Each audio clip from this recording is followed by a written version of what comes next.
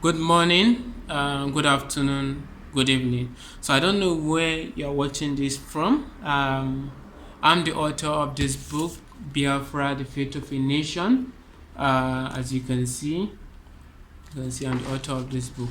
So now, most of you have been asking about where you can get the hard copy of this book. I'm just a 23-year-old author, and I don't have the capability, financial resources to mass produce this book in large quantity. So I am offering the ebook for just 1,000 naira so that you can be able to help me in this mission to mass produce a large quantity of this book across different states in Nigeria. So my name is Nwokorie, and I'm the author of this book, Biafra, the Fate of a Nation. I wrote this book in 2020 after the COVID-19. You know what happened during the COVID-19 and also during the NSAS protest. So this book, Biafra, the Fate of a Nation, focus on my main character, which is Obinna, and also his grandfather, which is Maduka, and other supporting character. So this book focus about the quest for self-determination, and it also covers injustice and other what happened during the war and after the war. So it's a more of the way the hip hop movement is. This one is focused on just Obina, who is trying to save his to fight for the independence of Biafra.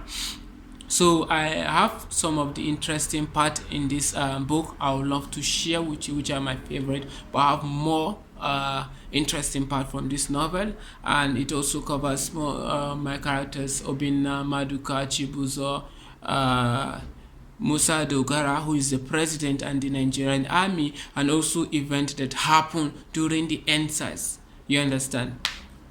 And also, so let me start by reading page my favorite part, which is page 48 to 57.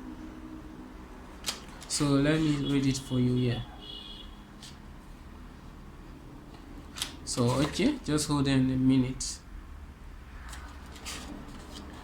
Okay, yes. So let me read it. That is chapter 5. So from this moment, I cease my procrastination and gaze up at the sky. A lone black butterfly caught my attention, fluttering above my head. I scanned my surroundings, hoping to spot more, but it was the only one in sight. Its appearance reminded me of a lesson my teacher once taught us. Black butterflies are rare and often considered an omen, I recall. My mind racing, I remember how my teacher described them as either a positive or a negative sign. But one thing stood out in my memory. Seeing a black butterfly could signify death. My heart pounded in my chest as I struggled to make sense of this strange event unfolding around me. First, Grandpa's unusual errand and this ominous black butterfly. Everything felt surreal and foreboding. I turned and ran back to Grandpa's house, tears streaming down my face, my heart racing with fear. I finally reached the door and hesitated for a moment, hoping against hope that he would answer. Grandpa, Grandpa, Grandpa, I called out, my voice shaking with emotion. But there was only silence, no response. My worst fear began to resurface, and I felt a chill run down my spine. As I cautiously entered the room, a sense of unease settled over me. The air was still, and the only sound I could hear was the faint ticking of the clock on the wall. My heart raced as I approached my grandpa's favorite chair, the one where he would often sit reading his old books and sharing stories. But this time, his eyes were closed and his chest remained eerie still. I held my breath, hoping for any sign of movement, but there was nothing. His hand, usually warm and steady, felt cold against my touch. Panic swelled up inside me as I reached for his wrist, searching for that reassuring pulse that could signify life, but there was only silence. In that heart-wrenching moment, I knew that he was gone, forever lost to the stillness that now enveloped the room. A crushing weight settled inside me like a void expanding deep within my chest. My heart shattered into a million pieces and I stumbled to uncontrollable sobs. No, no, not you, Grandpa. I will. Desperation etched on my face. This can't be real. I must be dreaming. I pleaded with the universe. Don't leave me in this world alone. Not you, Grandpa. Why so soon? You were fine today. Why me? Why now? I begged, my voice cracking with anguish. Please come back. Please. I felt hollow, as if my soul had been ripped from my body. Everything inside me lay shattered like delicate glass crushed beneath an unbearable weight. The realization hit me like a tidal wave. I would never uncover the truth about my parent death, for Grandpa has taken the secret with him to the grave. I had so many unanswered questions, but now he was gone. Silence forever. Just 6 hours ago, I returned from boarding school eager to spend time with him, and now he is gone. I'm mom. I never got to share a single day with him. The pain seemed insurmountable, but I steeled myself. I may never overcome this, but I'll find my way to endure. In a desperate bid to turn back time, I pleaded, please Grandpa, wake up. I promise to never ask about my parent death. Just come back to me. My grandpa remained silent, but I sensed his presence around me, watching over from a rim beyond my sight. I whisper, I know you can feel my tears and it is breaking your heart to see me cry. But my heart is shattered, Grandpa, because I don't understand why you had to leave me now. In my heart, I poured out my emotions. I lost the dearest father figure I have ever known. Please don't judge me. I am grieving, and it is a pain unlike any I have ever felt.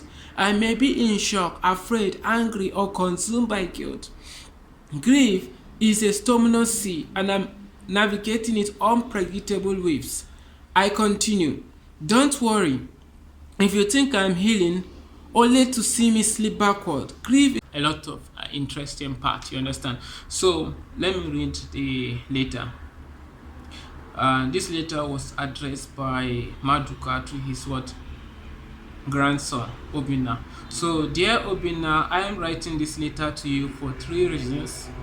Firstly, I want you to know how proud I am of the beautiful soul you have become, even if you don't realize it yet. Secondly, I have some important truth to share with you. And thirdly, I want to apologize for not being able to tell you the story behind your parents' death. I believe it is a burden you shouldn't carry. I'm sorry to say that my time has come and I won't be able to see you again. But I don't want you to cry for me. Instead, I want you to focus on the incredible journey ahead of you. If you are reading this, I'm not longer here, but I have left you in good hands. Please call my best friend, Mr. Chubuzo, at this number. He will guide you on the next step and introduce you to the Biafra group we have been working on. You see, Obinna, your journey began 18 years ago when we sent you to boarding school. We were preparing you for a greater purpose to lead the Biafran struggle. I know it is a lot to take in, but I believe in you. You have the heart and the vision to make a difference. I want you to promise me that you will take up this mantle and continue to fight for our people's freedom.